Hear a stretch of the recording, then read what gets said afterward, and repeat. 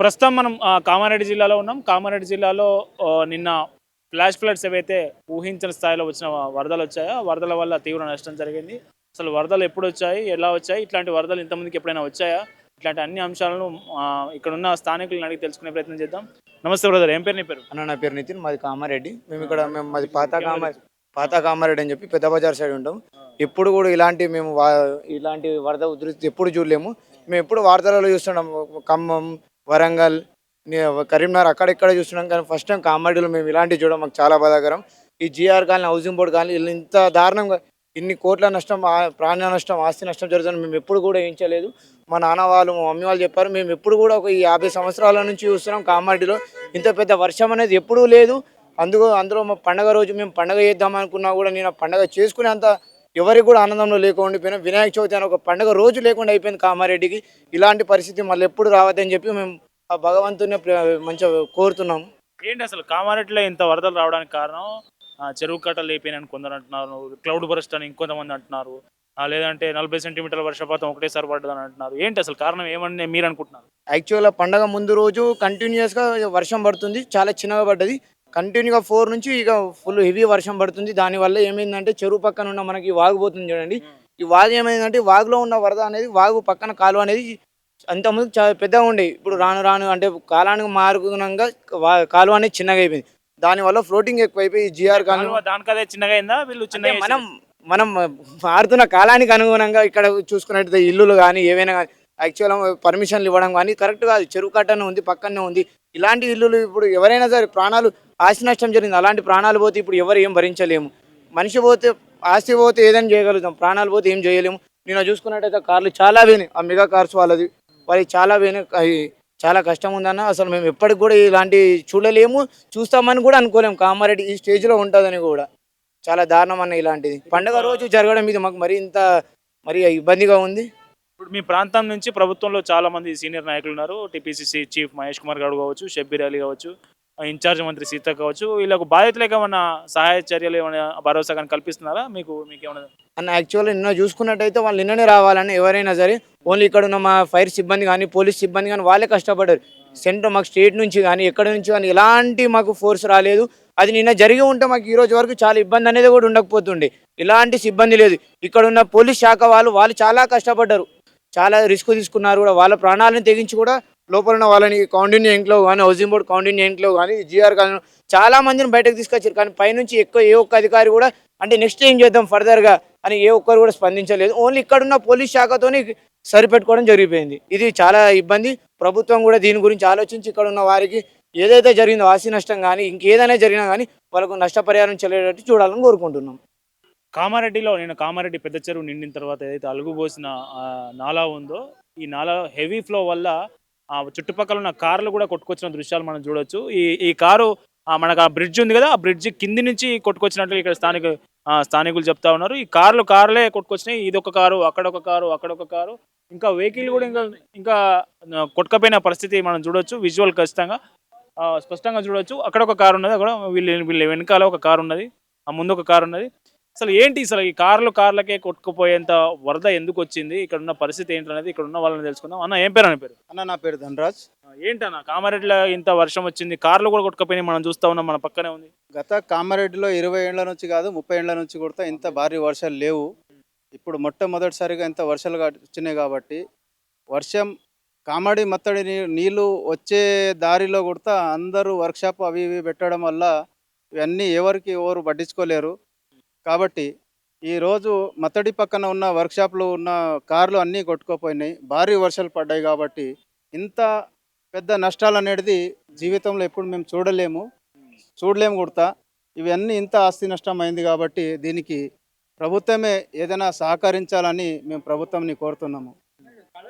ఇప్పుడు కాలువ ఏంటంటే ఇంతకుముందు పెద్దగా ఉండేది, ఇప్పుడు బాగా చిన్నగా అయింది కాబట్టి అందరికి కాలువ దానంతలదే చిన్నగా అయిందా? దానంతలో అది కాలువ చిన్నది కాలేదు కాబట్టి పక్కపొంటి ఉన్న వాళ్ళందరూ బిల్డింగ్లు, కన్స్ట్రక్షన్లు, వెంచర్లు అన్నీ చేసుకున్నారు కాబట్టి ఇంత పెద్దగా కాలువ చిన్నగా అయింది కాబట్టి ఇంత ఆస్తి పెద్దగా నష్టం అయింది కాబట్టి. అంటే కాలువ చిన్నగా అవడం వల్ల వాటర్ అందులో పట్టలేనంత ఓవర్ఫ్లో అయ్యే వరకు ఎంతగానో ప్రాబ్లం అయింది. ఇంత ముందు కూడా ఒక్కసారి రెండు సార్లు వర్షాలు పడ్డాయి కానీ ఇంతగానం నష్టం కాలేదు. ఇప్పుడు మొట్టమొదటిసారి అయింది కాబట్టి దీనికి ప్రభుత్వమే చర్యలు తీసుకోవాలని మేము ప్రభుత్వంని కోరుతున్నాము. ప్రభుత్వం ఏదైతే ఆస్తి నష్టాలు అయిందో ఈ కారు ఎవరిదైతే ఉన్నదో వాళ్ళకు కూడా నష్టపరిహారాలు ఇవ్వాలని కూడా మేము ప్రభుత్వాన్ని కోరుతున్నాం. ఏం పేరు నీ పేరు? వసీం ఏంది అసలు ఏం జరిగింది కామారెడ్డిలో? కామారెడ్డి రాత్రికి ఒక 2 రోజుల్లో మొత్తం జగన్ కనబడుతుంది నీకు మొత్తం ఏం చెప్పాలి ఇక ఆ. జగన్ మొత్తం కనబడుతుంది ఇంకేం చెప్పాలి ఎందుకు ఇట్లా అయింది? కార్లు కొట్టుకపోతే అన్న ఇక్కడ అక్కడ మీకు తెలుసు కదా కార్లు కొట్టుకపోతే మాకన్నా ఎక్కువ మీకు తెలుసు కదా ఏమైందని మీరు నాలాలో పెట్టారు కార్లు? అగో రోడ్డు ఉంది కదా పెట్టాము మేము మళ్ళీ కార్లు ఎట్లా కొట్టుకపోతే? అగో ఎందుకు కొట్టుకోతాయి మీకు తెలియదా ఈ నాలా పొడవు చెరువు కడగలు ఇందకద్దాం రాదు అట్లా, రాదు ఎందుకు మధ్యలో కుంచిపోతుంది. మొత్తం ఎందుకంటే కామారెడ్డిలో చాలా ఉన్న మంది వందల మధ్యలో విందల వెంచర్ కానీ, అని వెంచర్ బిల్డింగ్ అని మన మున్సిపల్ కమిషనర్ మనోడు, చైర్మన్ మనోడు, కౌన్సిలర్ మనోడు, ఎమ్మెల్యే మనోడు అని చెప్పి వాళ్ళు చేసుకుంటారు. వాళ్ళు ఎవరికి ఏమన్నా రాదు. ఇక అట్లా మాట్లాడితే నాకు మైనస్ అవుతుంది కానీ ఏం చెప్పలేం. కానీ కామారెడ్డిలో 100 ఏళ్ళ నుంచి ఇప్పటివరకు ఇట్లాంటి రాలేదు. మొట్టమొదటిసారి నేను చిన్న ఊహ తెలిసినప్పటి నుంచి కామారెడ్డి మలుగు చూసిన, అలుగు చూసిన, కానీ ఇప్పుడు మాత్రం బయట ఇంట్లోకి బయటకు రావడానికి భయపడుతున్నా. నేను వస్తే ఫ్యామిలీ మెంబర్ భయపడుతారు ఏమవుతుందో కామారెడ్డి బయటకు పోతే అన్నట్టు. అంత భయంకరం పరిస్థితి ఉంది. ఓన్లీ కామారెడ్డి కాదు, మొత్తం స్టేట్ లెవెల్లో కూడా తెలిసింది కామారెడ్డి గురించి. ఇప్పుడు నేను ఈరోజు జర్కిన్ వేసుకొని బయటకు వచ్చినా అంటే నేను వచ్చిన ఇంట్లో భయపడతారు ఏం జరుగుతుంది బయట, ఏడ వంగిపోతుంది, ఏడ వాగు వెళ్ళిపోతుంది. ఆల్రెడీ ఇంకొంచెం తెలియదు పోచారం డ్యామ్ కూడా ఒక దిశలో అయిపోతుంది. డ్యామ్ అయిపోతే ఇంకా డేంజర్ ఉంది. తెలంగాణ కామారెడ్డి కొంచెం తక్కువ ఉంది, మెదక్ ఏరియాలో కొన్ని ఎక్కువ ఉండదు ప్రాబ్లం. నాగిరిపేట లింగన్నపేట దగ్గర ఉంటుంది పోచారం డ్యామ్. ఆ డ్యామ్ కూడా ఫ్లోర్ ఉంది, హై ఫ్లోర్ ఉంది. అది ఇంకా కాలేదు, అయిపోతే మాత్రం ప్రాబ్లం ఇంకా ఎక్కువ అవుతుంది. రెయిన్ ప్రాబ్లం అయితే దేవుని దయ వల్ల ఇప్పటివరకు వర్షం తగ్గింది, కానీ వరదలు మాత్రం ఎక్కువని. ఇప్పుడు మనది కాదు, ఇంకా మన ముంపు ప్రాబ్లం మానేరు ఉంటుంది మా కింద. ఇప్పుడు కామారెడ్డి ఇక్కడ మా కింద మానేరు ఉంటుంది. మానేరు హై లెవెల్ వంగింది, అది కూడా 100 150 చరిత్ర ఉంది మానేరుది. అంతా ఎప్పుడు వంగలే, ఇప్పుడు మానేరు వంగుతుంది. ఇంకా అది కూడా హై లెవెల్లో వంగుతుంది. అంటే ఇప్పుడు ఏమవుతుందంటే పబ్లిక్ ఏం లేదు, ముంపులో ఉన్న పబ్లిక్ ఇబ్బంది. హై లెవెల్ నుంచి వాటర్ వస్తుంది కిందికి పోతుంది. హై లెవెల్ ఎత్తులో ఉన్న వాళ్ళు అందరూ సేఫ్ ఉన్నారు, కింది ముంపు ప్రాబ్లం ఉన్న ప్రాబ్లంకి బాగా ఇబ్బంది అవుతుంది.